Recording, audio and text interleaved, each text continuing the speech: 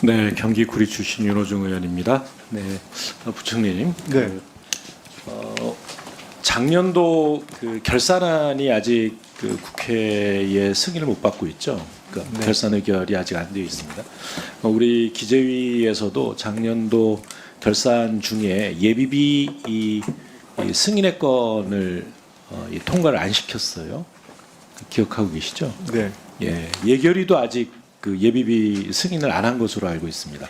예비비 지출에 대해서 국회의 승인을 받아야 하는 것은 헌법적 의무라는 것은 알고 계십니까? 네, 네, 예, 헌법 제52조 2항에 정하고 있습니다. 국가재정법 이 제55조 헌법은 55조 2항이고 국가재정법 52조 4항에도 이 국회에 다음 연도 5월 말까지 제출해서 승인을 받아야 된다.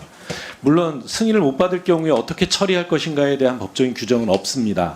그러나 우리 국회가 예비비 승인을 아직도 안 하고 있는 이유에 대해서는 알고 계시죠. 우리 의원들이 제기하고 있는 그 예비비 지출에 대해서 제기한 이 문제점들에 대해서는 알고 계실 겁니다.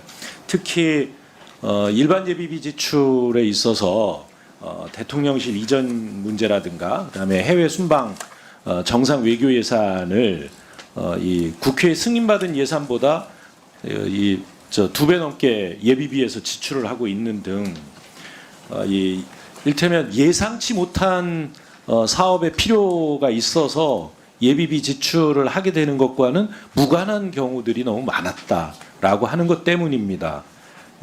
아까 이 다른 의원님들이 여러 번 지적을 하셨는데 거기에 대한 부총리 답변은 일테면 코로나 이후에 정상 외교의 그 이 수요가 상당히 늘었기 때문에 그렇다라는 겁니다. 근데 이 그 순방 외교 외에도 다자간 외교로 국제 정상 회의에 참석하는 횟수가 많이 늘었습니다.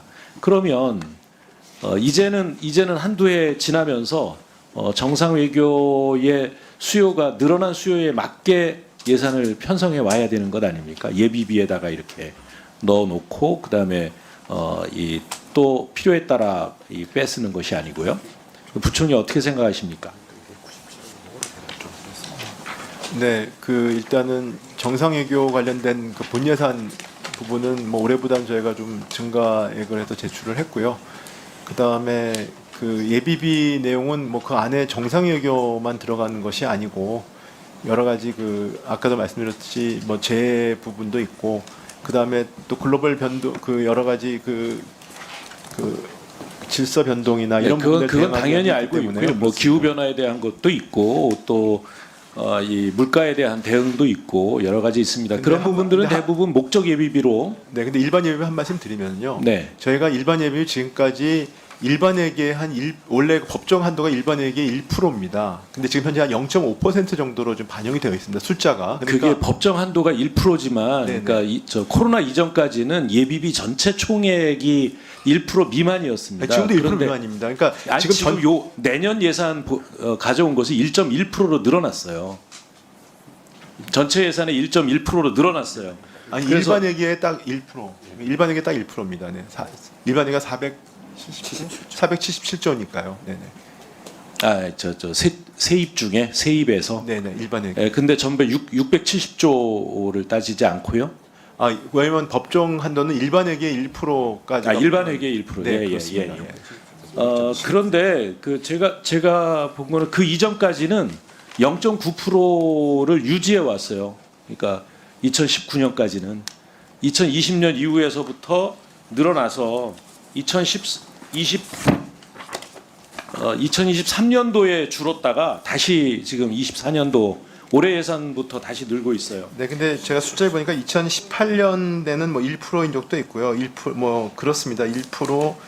네, 그런 제가 식으로, 드리는 네. 말씀의 네. 핵심은 지금 이렇게 그 예비비를 이 꼼수로 빼쓰는 이런 관행에 대해서 국회가 문제 제기를 하고 그렇기 때문에 그 예비비 지출 승인을 안 하고 있는 겁니다. 그것을 아시면 물론 예산 제출은 이미 7월 말에 그러니까 8월 말에 이루어졌지만 그렇다 하더라도 예비비에 대해서는 엄격하게 심사를 할 수밖에 없고 그 다음에 또 목적 예비비와 일반 예비비의 비율도 이제까지는 6대 4를 유지해 왔었는데 지금 이 일반 예비비가 40%를 훨씬 넘고 있습니다.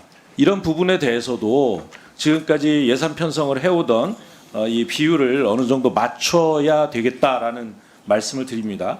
이런 것들을 고려하면 실제로 보면 1조 이상의 예비비의 감액이 필요하다는 지적을 합니다. 한 가지 더 말씀드리겠습니다.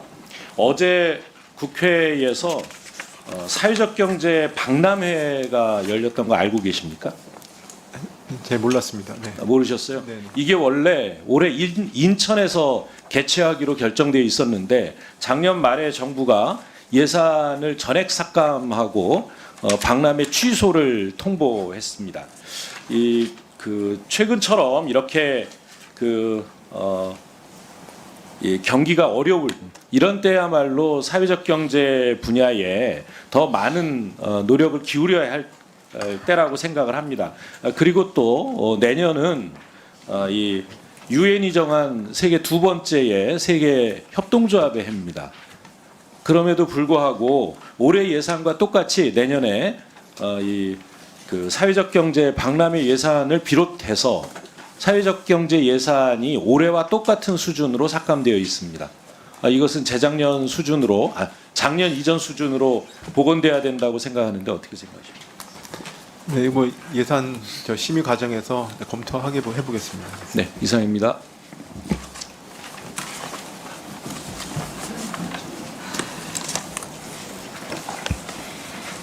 예, 수고하셨습니다. 부총리, 일반 예비비 지출 한도를 규정한 국가재정법 규정, 차관님 네, 규정 가지고 계세요? 네 가지고 있습니다. 정확하게 다시 한번 좀 밝혀주십시오. 네, 국가재정법 제22조 제1항입니다. 일반회계 예산 총액 100분의 1 이내 금액을 예비비로 세입 세출 예산에 계상할 수 있다. 다만 예산 총칙 등에 따라 미리 사용 목적을 지정해 놓은 예비비는 본문의 규정에 불구하고 별도로 계상할 수 있다. 여기서 일반회계 예산 총액 100분의 1의 규정을 받는 것은 일반 예비비입니다. 그리고 목적 예비비는 1% 관계없이 추가로 더 정액할 수 있다는 그런 의미입니다. 예, 존경하는 윤호중 의원님. 예, 말씀하십시오. 위원장님, 예. 지금 그렇게 말씀을 하셨는데요. 지금 정부는 세수 부족에 대한 대응 방안으로 지방 재정, 지방 교부세나 교부금도 삭감하고 있고, 그 다음에 외평채 손대지 않겠다고 했던 것까지 끌어다가 쓰고 있습니다. 지금 이렇게 이 예비비가 편성되어 있는 예비비가 다 지출되고 있지 않음에도 불구하고 지금 매년 지출된 규모를 보면 일반 예비비가 1조 5천억을 넘어선 적이 없습니다. 그럼에도 불구하고 2조 2천억까지 편성을 해놓고 있습니다. 이런 것들은 예비비의 편성 기준이 최대 상한 1%까지다라고 하더라도 그러니까 1% 안에서는 얼마든지 할 수 있다라는 자세로 접근할 수 있는 문제는 아니라고 생각합니다. 그래서 했던 질문인데 위원장님께서 이 법조문 우리 존경하는 윤호중 의원님의 질의에 대해서 제가 뭐 말씀드리려고 했는 건 아니고 규정이 명확하지 않고 아까 부총리 설명이 약간 제가 듣기에는 약간 헷갈리는 것 같아서 정확하게 규정이 어떻게 되어 있는가를 확인한 겁니다. 예, 양해를 부탁드리고요. 정부에서는 지금 윤호중 의원님 말씀하신 대로 법정 기준은 일반 회계 세출 총액 중에서 1% 범위 내에서 일반 예비비를 쓸 수 있도록 법에 규정을 하고 있지만 현재도 0.4, 0.5 그 수준밖에 안 되긴 해요.